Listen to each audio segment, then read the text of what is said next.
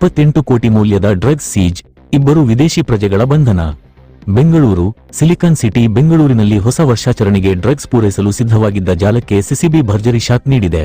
ಬೆಂಗಳೂರಿನಲ್ಲಿ ಬರೋಬ್ಬರಿ 28 ಕೋಟಿ ರೂಪಾಯಿ ಮೌಲ್ಯದ ಮಾದಕ ವಸ್ತುಗಳನ್ನು ವಶಪಡಿಸಿಕೊಂಡು 2 ವಿದೇಶಿ ಪ್ರಜೆಗಳನ್ನು ಬಂಧಿಸಲಾಗಿದೆ. ಈ ಸಂಬಂಧ ಪ್ರತ್ಯೇಕ 2 ಪ್ರಕರಣಗಳಲ್ಲಿ ಸಿಸಿಬಿ ಪೊಲೀಸರು ಈ ಕಾರ್ಯಾಚರಣೆ ನಡೆಸಿದ್ದಾರೆ. ಮೊದಲ ಪ್ರಕರಣದಲ್ಲಿ 20 ಕೋಟಿ ರೂಪಾಯಿ ಮೌಲ್ಯದ 10 ಕೆಜಿ ಎಂಡಿಎಂಎ ಮಾದಕ ವಸ್ತುವನ್ನು ವಶಪಡಿಸಿಕೊಳ್ಳಲಾಗಿದೆ. ಆರೋಪಿಗಳು ಟೀ ಪುಡಿ ಪ್ಯಾಕೆಟ್ಗಳಲ್ಲಿ ಅಡಗಿಸಿಟ್ಟು ಈ ಡ್ರಗ್ಸ್ ಮಾರಾಟಕ್ಕೆ ಯತ್ನಿಸುತ್ತಿದ್ದರು. ಎರಡನೇ ಪ್ರಕರಣದಲ್ಲಿ ವಿದೇಶದಿಂದ ಬಂದಿದ್ದ 8 ಕೋಟಿ ರೂಪಾಯಿ ಮೌಲ್ಯದ 8 ಕೆಜಿ ಹೈಡ್ರೋ ಗಾಂಜಾವನ್ನು ಚಾಮರಾಜಪೇಟೆಯ ಅಂಚೆ ಕಚೇರಿಯಲ್ಲಿ ಪರಿಶೀಲನೆ ನಡೆಸುವ ವೇಳೆ ಪತ್ತೆ ಹಚ್ಚಿ ವಶಪಡಿಸಿಕೊಳ್ಳಲಾಗಿದೆ. ಒಟ್ಟಾರೆ 28 ಕೋಟಿ ರೂಪಾಯಿ ಮೌಲ್ಯದ ಮಾದಕ ದ್ರವ್ಯಗಳನ್ನು ಸಿಸಿಬಿ ಪೊಲೀಸರು ವಶಕ್ಕೆ ಪಡೆದಿದ್ದಾರೆ. ಈ ಡ್ರಗ್ಸ್ ಜಾಲದ ಸಂಬಂಧ ತಾಂಜೇನಿಯಾ ಮೂಲದ ನ್ಯಾನ್ಸಿ ಮತ್ತು ನೈಜೀರಿಯಾ ಮೂಲದ ಯಮುನಾ ಲರೆಂಜಿ ಇಡಿಕೋ ಎಂಬ 2 ವಿದೇಶಿ ಪ್ರಜೆಗಳನ್ನು ಸಿಸಿಬಿ ಬಂಧಿಸಿದೆ. ಬಂಧಿತ ನ್ಯಾನ್ಸಿ 3 ವರ್ಷಗಳ ಹಿಂದೆ ಪ್ರವಾಸಿ ವೀಸಾದಡಿ ಭಾರತಕ್ಕೆ ಬಂದಿದ್ದಳು.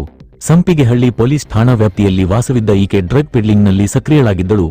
ಈಕೆಗೆ ಸಹಕರಿಸುತ್ತಿದ್ದ ಮತ್ತೊಬ್ಬ ಆರೋಪಿ ಪರಾರಿಯಾಗಿದ್ದಾನೆ. ಇನ್ನೊಬ್ಬ ಆರೋಪಿ ಯಮುನಾ ಲರೆಂಜಿ ಇಡಿಕೋ 4 ವರ್ಷಗಳ ಹಿಂದೆ ವ್ಯಾಪಾರ ವೀಸಾದಡಿ ಭಾರತಕ್ಕೆ ಬಂದಿದ್ದ. ಸಿದ್ದಾಪುರ ಪೊಲೀಸ್ ಠಾಣಾ ವ್ಯಾಪ್ತಿಯಲ್ಲಿ ವಾಸವಾಗಿದ್ದ ಈತ ದೆಹಲಿಯಿಂದ ಡ್ರಗ್ಸ್ ತರಿಸಿ ತನ್ನ ಮನೆಯಲ್ಲಿ ಸಂಗ್ರಹಿಸಿಟ್ಟುಕೊಂಡಿದ್ದ. ಬಂಧಿತ ಆರೋಪಿಗಳು ಸ್ಥಳೀಯರು, ವಿದ್ಯಾರ್ಥಿಗಳು ಮತ್ತು ಐಟಿ-ಬಿಟಿ ಉದ್ಯೋಗಿಗಳನ್ನು ಗುರಿಯಾಗಿಸಿಕೊಂಡು ಹೆಚ್ಚಿನ ಬೆಲೆಗೆ ಡ್ರಗ್ಸ್ ಮಾರಾಟ ಮಾಡುತ್ತಿದ್ದರು.